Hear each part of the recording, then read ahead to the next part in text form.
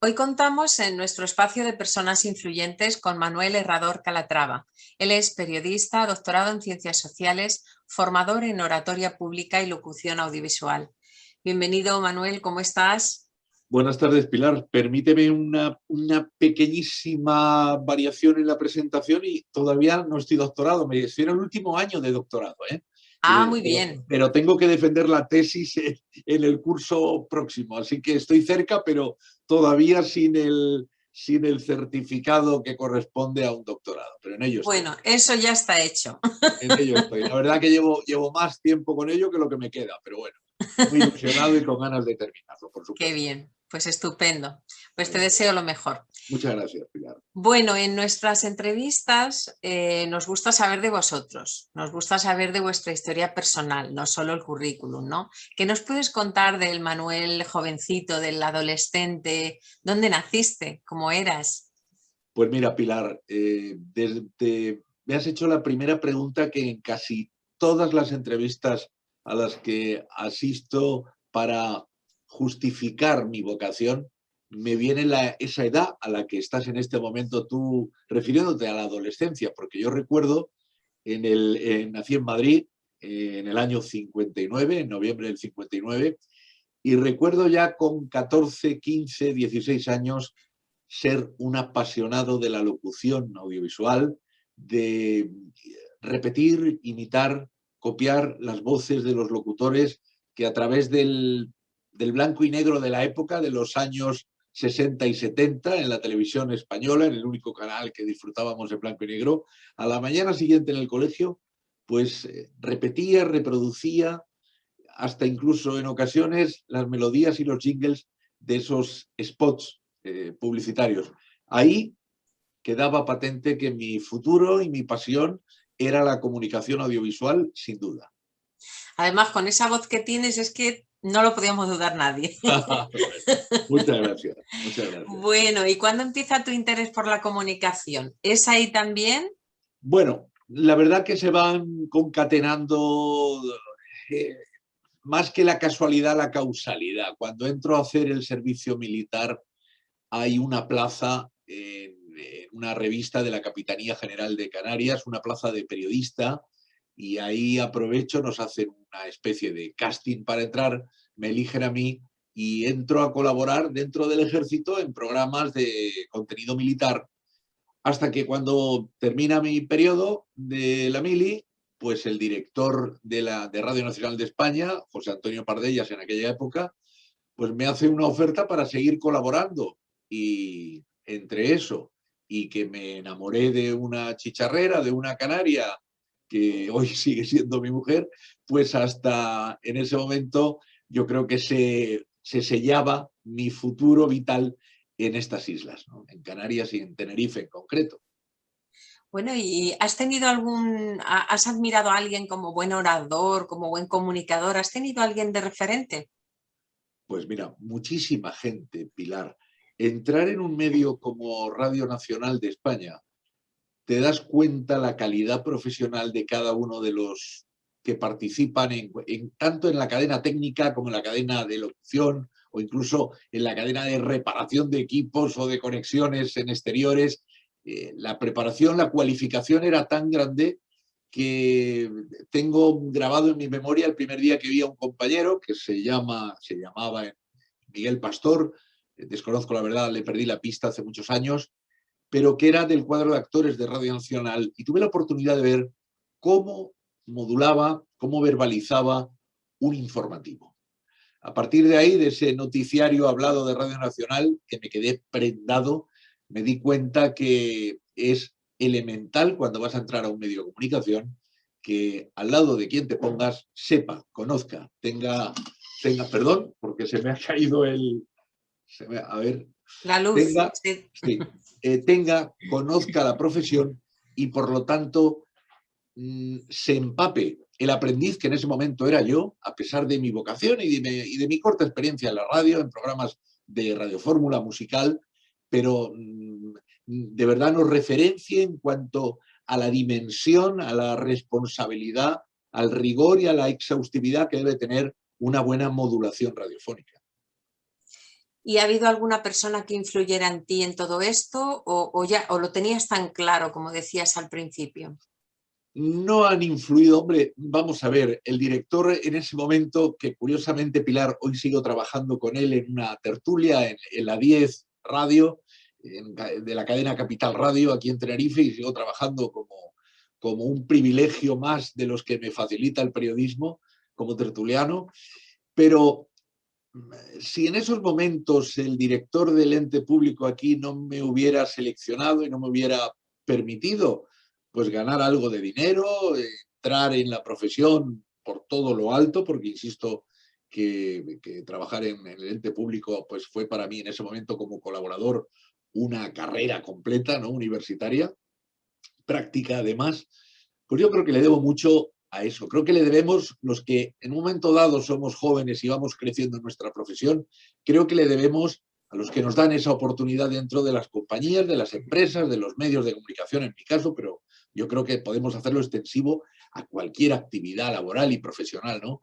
Esos que creen cuando tenemos 20 y muy pocos años en nosotros y que nos dejan que disfrutemos de su conocimiento, de sus instalaciones, de su programación y de todo ese catálogo de especialidades que uno se encuentra cuando va a trabajar a un medio de comunicación, creo que son a los que más hay que aplaudirles y agradecerles, porque por supuesto la familia, eh, los compañeros, los seres queridos siempre te apoyan a que, bueno, a que comiences tu carrera tan joven en lo que realmente te gusta. Eso he tratado de inculcarle además a mis hijos, a los jóvenes y a los alumnos cuando en ocasiones tengo que dar una charla en la universidad, a que a través de su esfuerzo dignifiquen la profesión, que no va a venir nadie a hacerlo por nosotros, ¿no?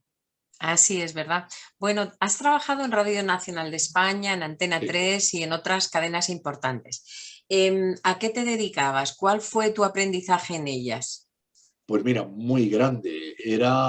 Dirigía un programa en directo en la frecuencia modulada de Radio Nacional de España, en Radio 3, con cobertura para todo el archipiélago en directo, en una época muy favorable para hacerte un huequito en la radio. Te digo esto porque en ese momento solamente podían emitir, te estoy hablando de los años, principio de los 80, nada más que emisoras que tuvieran la concesión administrativa oficial del Ministerio de Telecomunicación de la época, no como ocurre hoy día, que cualquiera prácticamente puede ponerse a emitir y sacar una programación más o menos local o regional a través de emisoras, como se han calificado, alegales en muchos casos, y por lo tanto la competencia era muy reducida. En ese momento, si no me equivoco, estábamos Radio Cadena, o sea, Radio Cadena Española, que era la antigua Radio Juventud, Radio Nacional de España, Antena 3 de radio estaba empezando en los años 80 en Canarias y por supuesto la cadena SER,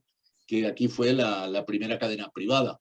Muy poca más. La COPE estaba en otra población, en La Laguna, la ciudad universitaria, la segunda ciudad de la isla, pero como te digo, estamos hablando de menos de 5 o de 6 emisoras, ¿no? Hoy día tú sabes que vas moviendo el dial y prácticamente cada 2 o 3 puntos te aparece alguien hablando, pinchando música o escuchando o poniendo publicidad, ¿no? Realmente la publicidad, perdón, la competitividad era muy reducida, era una buena época y eso pues nos permitió tener un nombre y seguir avanzando y aprendiendo, como hago hoy día, ¿no? Cada programa de radio, cada conexión como esta vas aprendiendo cosas y en ese sentido le quiero devolver a la profesión todo lo que me está dando, ¿no?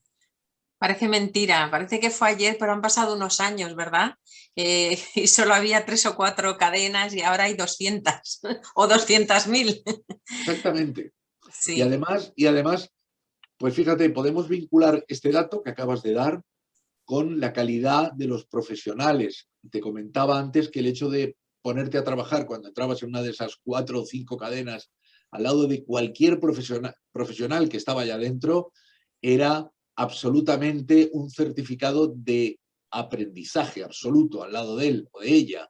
Hoy día, lamentablemente, no se puede decir lo mismo porque el descontrol que ha existido a nivel nacional y a nivel canario en particular en el hecho de establecerse cualquiera, sepa o no, a abrir una emisora y sepa o no hablar a través de un micrófono y sepa o no a redactar una noticia y sepa o no a enviar una crónica, pues lamentablemente es lo que nos hemos encontrado. Yo al principio me malhumoraba mucho por esta situación, pero a medida que van pasando los años, Pilar, dices, bueno, quizá entre tanta mediocridad, los que son buenos, que los hay, y muchos, tanto en la versión pública de la radiodifusión como en la privada, pues se dejen ver mejor, se dejen notar, y por supuesto las nuevas incorporaciones desde las universidades o desde cualquier actividad cultural de la vida o intelectual que tienen cabida en el ámbito de la comunicación y del periodismo, sin duda. Bueno, y como periodista, ¿cuáles son los temas y las noticias que más te interesan a ti? Pues mira, como no dirijo las tertulias, pues nos sometemos al criterio del director, generalmente. Bien, es verdad que se nos pide siempre, si hay algún tema de actualidad, que poder incorporar, pero la realidad es que el 90 y tantos % de las ocasiones el director o la directora del programa da con las teclas adecuadas, toca lo adecuado para que en ese día se reflexione sobre lo que más de actualidad esté en la sociedad en definitiva. Podrás enseguida darte cuenta que en el último año pues no ha habido ningún debate o tertulia que no hable de la pandemia, esta que nos tiene ya amargados, cansados y aburridos, ¿no? Esa ha sido una de las, vamos a decir, de las preferencias de los comentarios y de los debates en cualquier tertulia. Pero por supuesto, si te coincide una campaña electoral, como ha ocurrido recientemente con la de la capital de España, o si te coincide algún hecho, en fin, dramático, algún suceso, algo luctuoso de relevancia, pues por supuesto que se trata, ¿no? Y este es un poco el eje. Te daré mi opinión al respecto de que creo que hay demasiado debate en la radio y en la televisión, demasiada tertulia, y se ha dejado un poquito de valorar algo que recordarás, Pilar, que eran los programas dramáticos y los programas de concurso, incluso entre jóvenes, etcétera. Suena a rancio, suena a blanco y negro, pero ahí hay un filón importante que todavía los medios de comunicación no están atacando, cuando precisamente ya hay escuelas universitarias de grado, de actor, de actriz, de productor, de guionista, de cualquiera de los elementos básicos que necesita una producción audiovisual. Y nos estamos centrando demasiado en los reality shows y en las tertulias y en los debates y dejando un poco la producción dramática a un lado, ¿no? Y bueno, desde aquí lo demando sobre todo en el medio radio, sobre todo en la radio. Pues sí, un poquito triste, pero así es, como lo estás contando. Sé que escribes artículos. ¿En tus artículos sí que eliges lo que te gusta? Pues sí, mira, escribo últimamente, Pilar, cuando uno va teniendo edad, tú todavía eres tan joven que no vas igual, te tengo que repetir esto 2 o 3 veces para hacértelo comprender, pero ya verás, cuando seas mayor, como dicen mis amigos, verás que llega un momento que dices, no me quiero enfadar más, lo que quiero es disfrutar y cómo escapo ante las injusticias y cómo escapo ante las chapuzas de los demás desde el punto de vista de la gestión política, institucional, pues con ironía y con humor. Y uno de los 2 blogs que mantengo y que alimento casi diariamente, pues lo he dedicado, cuando me piden algún artículo, a escribir con ironía sobre vamos a decir, los flecos que en la sociedad todavía podríamos recortar, equilibrar y mejorar.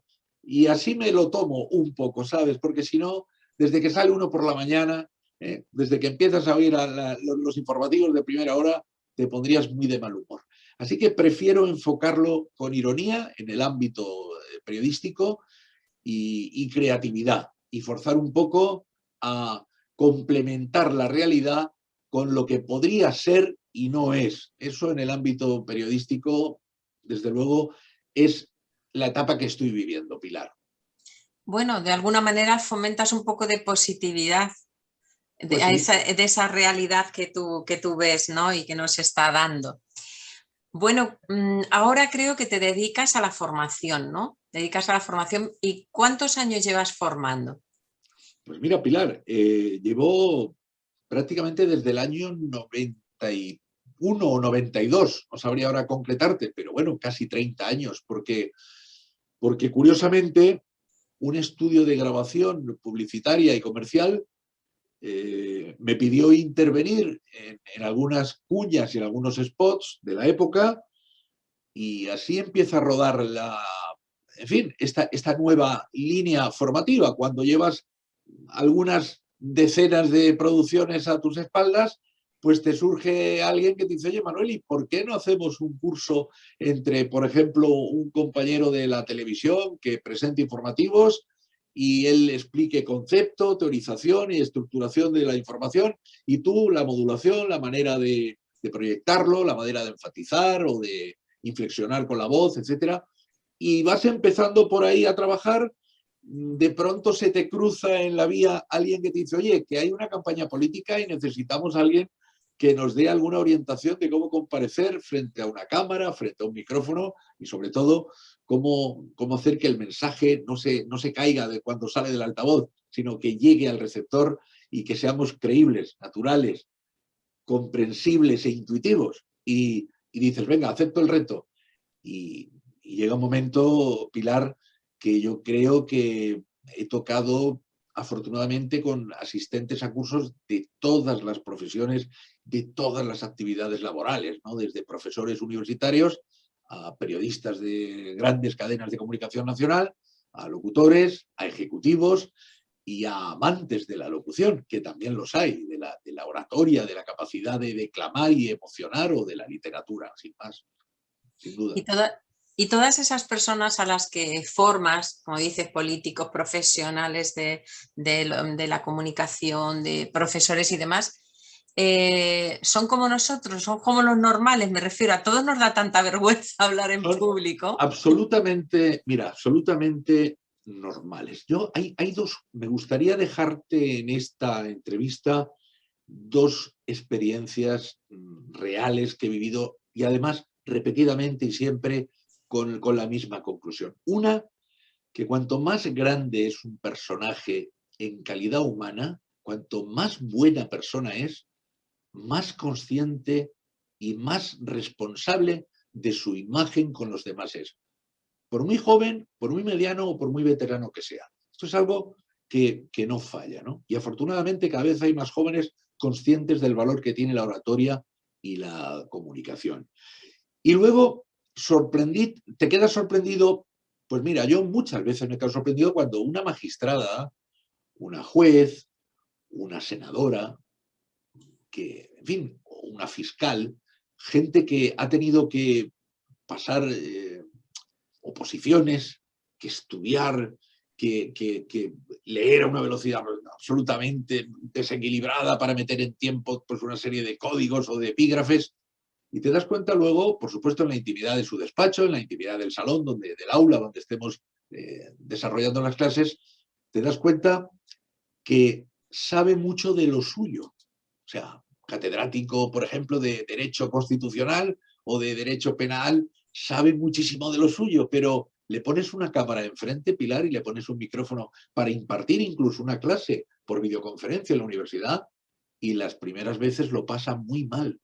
Y en más de una ocasión tengo que asistir a romper ese temor inicial, a que todo lo que sabe lo pueda canalizar a través del objetivo de la cámara y que sea online, pero con la mayor cercanía posible. Y como te digo, son dos experiencias que, por supuesto, ahora con la pandemia se ha potenciado el hecho de estar hablando a través de la minicámara, que antes quedaba, si recuerdas, antes de marzo del año pasado para saludar a la familia y a los amigos, y ahora es una herramienta absolutamente de trabajo. Como se tienen que incorporar todos los profesionales, pues los que no estaban vinculados con la comunicación audiovisual se notan incómodos. Y esa es otra vía por la que la formación está teniendo también muchas áreas.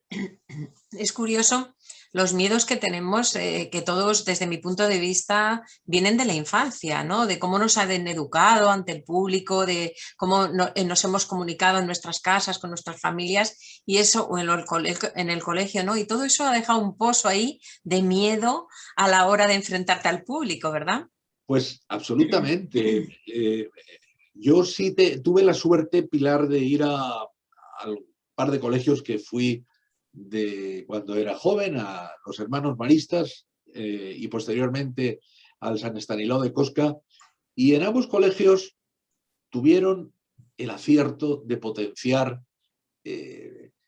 acciones que te alejaran de esa timidez, ¿eh? Que no salieras a una tribuna, que no salieras a una pizarra al entarimado, como le decíamos, a hablar o a explicar o a desarrollar un tema de clase y tuvieras miedo, sensación de ridículo, que lo estás haciendo mal, o que da vergüenza, o que te empieza a temblar la mano, o a temblar un ojo, en fin, eso que se denomina y que me da pavor escucharlo, que es terror escénico, pánico escénico, temor a hablar en público. De hecho, Pilar, te puedo garantizar que esa barrera, esa muralla inicial, es el filtro que primero antes se quita desde que uno empieza a asimilar técnicas de comunicación y a darse cuenta varias cosas. Las más importantes, que es un privilegio hablarle a los demás. Para mí hoy es un honor y un privilegio que tú me estés escuchando. No te digo nada.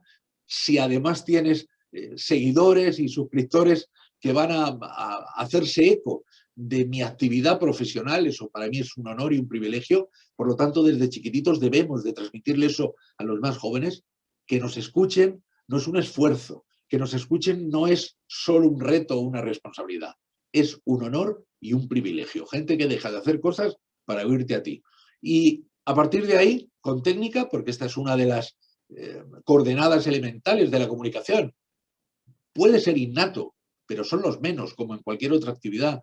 Lo bueno de esta actividad, Pilar, es que está compuesta por técnicas claras, concisas, bien perimetradas, y usándolas, conociéndolas y entrenándolas, se llega a ser un muy buen comunicador o comunicadora.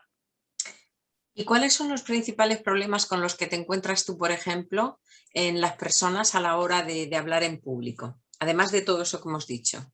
Bueno, hay uno que se repite con mucha frecuencia, pero que ellos mismos, los que asisten, se creen que son excepcionales y es lo normal. Por ejemplo, te dicen eso de, pero mira, yo, Manuel, con esta voz de pito, ¿tú crees que yo voy a convencer a alguien? Por ponerte un ejemplo. Y yo ante este tipo de sugerencia por parte del asistente le digo, vamos a ver, vamos a suponer que se llama Carmen. Le digo, Carmen, cuando estás triste se te nota al hablar, y me dice, sí. Digo, cuando estás contenta se te nota al hablar. Me vuelve a decir, sí. Digo, cuando estás enamorada, sí. Y cuando estás feliz, sí. Digo, ¿y qué te parece? ¿Que tienes otra voz en esos momentos? Es tu voz, Carmen. Lo que ocurre que estás aplicando lo que el cerebro está mandando de manera natural. Es decir, inconscientemente reaccionas y estás proyectando emociones y sentimientos, Pilar. Y esas emociones y sentimientos se pueden duplicar de manera artificial, con ensayo y con técnica, simular para que sean exactamente iguales. Porque claro que me puedes pedir a las 11 de la mañana que le llame la atención a mi equipo comercial en mi empresa, suponte que soy vendedor. Y yo estoy feliz, como tengo técnicas para parecer más serio, más exhaustivo, para separarme de la confianza o mostrar más autoridad, como hay técnicas para eso, abro mi cajita de herramientas virtual, las coloco en mi garganta y las aplico y lo hago. Por lo tanto, cualquier voz es válida siempre que no tenga una tara, en fin, que tenga que asistir a un logopeda. Me refiero a cualquier timbre de voz. No me he encontrado en miles y miles de asistentes a cursos, Pilar, una sola voz que no sea válida. Porque lo que yo quiero es que transmitas algo, o belleza, o una medida, o un color, o una acción, o un sentimiento, o un recuerdo, y por lo tanto eso no tiene nada que ver con tu color de voz, tiene que ver con la magia de la oratoria y de la comunicación, con todos los elementos que de manera natural sabemos proyectar. Vamos a imitarlos, vamos a saber cuáles son los códigos que tengo que aplicar y vamos a replicarlos para que sea natural y parezca creíble lo que estamos diciendo, ¿no? Eso me recuerda a un amigo mío que es profesor de canto, que le dice siempre a todos los alumnos lo mismo que tú dices lo de la voz de pito, y yo voy a saber cantar, si es que yo con esta voz, y siempre les dice lo mismo, dice, todo el mundo puede cantar, Claro. todo el mundo puede cantar, ¿no? Y motivando a las personas es como podemos hacer las cosas, Claro, pero es que evidentemente. sobre todo, además, te quedas desarmada, ¿no? Cuando te dicen, a ti, Pilar, te dicen, pero Pilar, ¿tú te pones triste alguna vez? Y dices, claro. Y te pones contenta y dices, claro. Y te pones tierna y romántica, claro. Y te pones cariñosa, claro. Pero, bueno, ¿y qué es la comunicación? Sino enviar mensajes con los parámetros que el receptor conoce, que son los sentimientos que todos hemos vivido, los colores que todos hemos visto, las texturas que todos hemos tocado, el paladar que todos hemos saboreado, el tacto que todos hemos sentido. Y saber proyectar eso, aprender a proyectar eso, es el espacio que hay entre comunicar y no saber comunicar, ni más ni menos. Bueno, ¿y en qué crees, Manuel, que necesitamos más ayuda a las personas a la hora de dirigirnos a un público? Bueno, pues primero, por supuesto, dirigirte a un público no es el día de, no solo es ese momento, el de el viernes a las 5 tengo una ponencia. No, no. Si el viernes a las 5 tengo una ponencia, varios días antes, según vamos a decir, la profundidad y la importancia que pueda tener esa ponencia, voy a dedicarle 2 semanas o una o un mes, depende del contenido, a prepararla, a ensayarla, a minutarla, a cronometrarla, a corregirla, a mejorarla. Si va acompañada de un complemento audiovisual, por ejemplo, de un PowerPoint, a configurarlo adecuadamente, a que sea un complemento real de mí, que soy, de mío, que soy el protagonista, ¿no? Bueno, todo esto forma parte de luego esos 25 o 30 minutos de ponencia, Pilar. Eso van a ser solo 30. Como ves, te estoy poniendo muchas más horas de trabajo que van dentro de, vamos a decir, permíteme que diga, de la nómina de un orador. Van dentro, esto es inseparable. Por supuesto, cuando vas teniendo experiencia, vas teniendo más práctica, vamos reduciendo el tiempo de entrenamiento, como en cualquier otra actividad. Pero nunca me puedo presentar sin haberle dado el tiempo necesario de reposo, de repaso y de entrenamiento que requiere cualquier intervención pública. Y luego conocer detalles numerosos, desde no solo ya conceptualmente, saber estructurar nuestra intervención, sino conocer cuál es el perfil del público, qué quieres transmitir, ¿no? Para mí hay 2 pilares que son elementales. ¿Qué quiero proyectar y a quién? Esa simbiosis, ese binomio, lo tengo que exprimir hasta su último jugo para que de verdad el día que comparezca todo lo que salga por mi boca enganche al receptor, que no le haya hecho venir a este foro, a este congreso o a este simposio a pasar un par de horas y a perder el tiempo. Así que, en definitiva, ¿qué es? Si me pides que te lo sintetice, ¿qué es? Responsabilidad y reconocimiento del privilegio, como te decía antes, que es la comunicación. Responsabilidad en cuanto al trabajo y a la preparación, y reconocimiento en cuanto al privilegio, que es que te escuche alguien lo que me vas a decir, qué me vas a vender, o qué me vas a pedir, o cómo quieres que te ayude. Tener claro esos 2 conceptos, desde luego te van a permitir que empieces a desarrollar tu futura intervención con mucha calidad. Bueno, eres formador en oratoria y bueno, en muchísimas cosas más, en locución audiovisual, profesional y demás. ¿A quién diriges tu formación especialmente o cuáles son tus clientes habituales? Pues como te adelanté antes, Pilar, mira, candidatos políticos de todo color e ideología, profesionales liberales, abogados, ingenieros, docentes, funcionarios públicos, personas que se dedican al coaching, por supuesto, en definitiva, conferenciantes, gente que tiene que trabajar y compartir proyectos o ideas. Luego, el ámbito comercial, ¿no? Hoy día la venta puerta a puerta prácticamente no existe, ¿no? Estamos ya colgando cualquier audiovisual para poder ofrecer no solo la imagen de tu empresa, sino los nuevos productos, las nuevas incorporación de un cierto servicio que ofreces.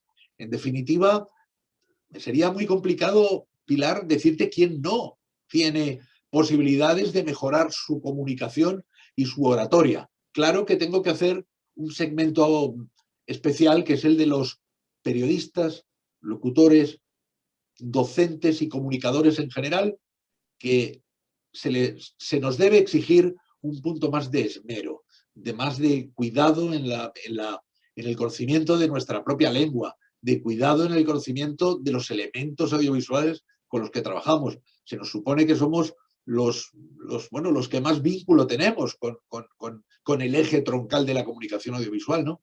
Pero en general no se me ocurre una actividad profesional, incluso te decía que hasta social, ¿no? Hasta para quedar bien en ocasiones, pues mira, desde leer una carta en una entrega de premios de la familia, de la empresa, de un equipo deportivo, hasta una celebración, una boda, en fin, un evento social. En cualquier situación va a exigir que si te pongan un micrófono no lo rechaces, no digas, uy, no, yo no, sino que digas todo lo contrario. Voy a aprovechar para poder soltar mensajes con los que compartir un momento especial de nuestra vida, ¿no? Bueno, ¿y qué es lo que más te gusta de tu trabajo, Manuel? Pues me gustan muchas cosas, Pilar, sobre todo el contacto directo, ¿no? Si me estuvieras haciendo esta entrevista de manera presencial, ya sería para mí matrícula de honor. Ahora estoy en sobresaliente contigo, pero sería matrícula de honor. Me encanta, mira, de hecho te voy a confesar, mañana tengo, el jueves, hoy es martes, el jueves tengo una clase en la Universidad Europea, aquí en la Orotava, en Tenerife, con los alumnos de comunicación publicitaria y audiovisual. Y uno de los requisitos que puse a la persona que me invita es que fuera presencial. Disfruto mucho, no solo de mi intervención, de poder compartir lo que sigo investigando y lo que he ido recopilando en mi mochila de la vida profesional, sino que necesito que, que tú me pidas cosas, que tú me digas, que me plantees retos, que podamos corregir pequeños desequilibrios que puedan aparecer y que a lo mejor no eres consciente de ellos y que yo ya después de ver tantos y tantos oradores, pues diga, mira, vamos a irnos por aquí, vamos a ir por allí. Disfruto mucho, en definitiva, trabajando en lo que me gusta, Pilar. Creo que esto nos lo merecemos todos los humanos, ¿no? Tener una vocación y tener derecho a desarrollar la actividad laboral y profesional que nos gusta. Me parece de primero de humanidad, ¿no? Muchas veces no se da, en ocasiones ni siquiera se da la posibilidad de trabajar. Para muchos jóvenes y para muchas personas mayores, en este momento es uno de los más críticos de la historia contemporánea en el ámbito del trabajo y mucho menos en el que a ti te gusta. Pero los que tenemos esta fortuna, Pilar, de poder trabajar en lo que nos gusta y seguir investigando en lo que nos gusta, es un placer cualquier posibilidad que nos haga, como en este caso contigo, Pilar, disfrutar de nuestra propia actividad, ¿no? Bueno, como decía la canción, se te nota en la mirada que estás enamorado de tu profesión. Sí, sí, sí, sin Se duda. te nota, se te nota. Bueno, para finalizar, porque ya nos queda muy poquito tiempo, me Sí. gustaría que nos hablases de tu libro, de ese libro que se llama Manual de Oratoria, sin Hombre, secretos, sin arte, sin prisa, sin magia. pues mira, palabra de honor que esto no está preparado. No sabía que me ibas a preguntar por el libro. Te lo enseño aquí. Sí. Pues en este respeto que te comento, le he tenido siempre a una actividad profesional y la de escribir es una de ellas, sin duda. He tardado, es el fruto, mira, son exactamente, Pilar, son 150 páginas y he tardado 30 años en escribirlo. ¿Por qué? No es que he estado desde hace 30 años escribiéndolo, en escribirlo he tardado poco más de un año. Realmente, vamos a decir, en mecanografiarlo, pero en conceptualizarlo, en teorizar cada capítulo, he tardado 30 años de mi vida, porque es fruto, cada epígrafe, cada técnica, cada sutilidad aplicable a la oratoria, es fruto de cientos de horas de práctica, de cientos de horas de docencia, de cientos de horas de locución profesional, y eso es lo que he tardado en hacer. Libro que además está destinado, aunque sé que hay gente que lo compra porque le encanta, en fin, de manera autodidacta, aprender y mejorar, pero el principal objetivo es, Pilar, que cada futuro alumno de aquí, hasta que Dios quiera, tenga en cada curso su propio manual y además con el placer que me da dedicárselo personalmente y que se lleve un recuerdo bueno de nuestra clase, ¿no? Bueno, qué privilegio, qué maravilla. Esa es la idea. ¿Y cuál es tu mayor sueño, Manuel? Cuéntanos.